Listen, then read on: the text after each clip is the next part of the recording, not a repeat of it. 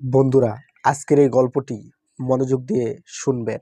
আজকের এই গল্পটি শুনলে আপনি ভয়ে কাঁপতে থাকবেন, কারণ এই গল্পতে রয়েছে ভয় এবং সাসপেন্স এবং টুইস্ট।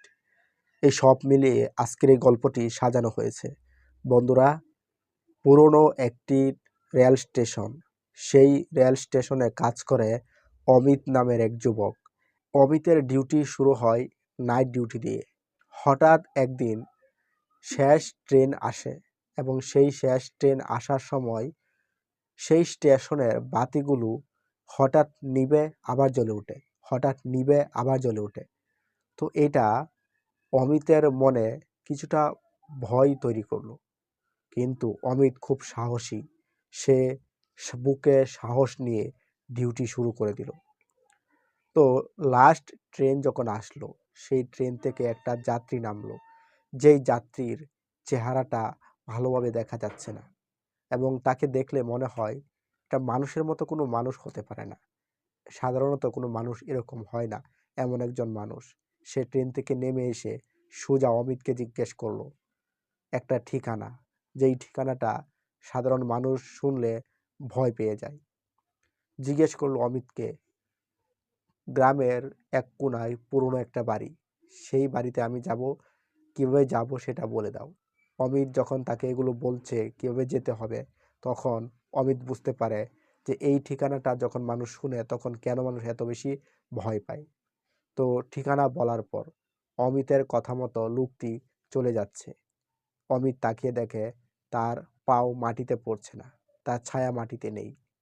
এরপর অমিত আরও ভয় পেয়ে গেল। এবার সিসিটিভি ফুটেজ চেক করতে গিয়ে সে দেখতে পেল লোকটিকে স্টেশনে দেখাই যাচ্ছে না। অমিত এবার বুঝতে পারলো এটা সাধারণ কোনো মানুষ না, এটা একটা ভূত। তখন সে পরের দিন সকালে খবরের কাগজে দেখলো এই ব্যক্তিটি প্রায় অনেক বছর আগে এই স্টেশনে কাজ করত। তখন তার অনাকাঙ্ক্ষিত মৃত্যু মৃত্যু হয়েছিল, যার কারণে সে প্রতিশোধ নেওয়ার জন্য এই স্টেশনে লাস্ট ট্রেনের সাথে চলে আসে এবং মানুষকে ভয় দেখায়।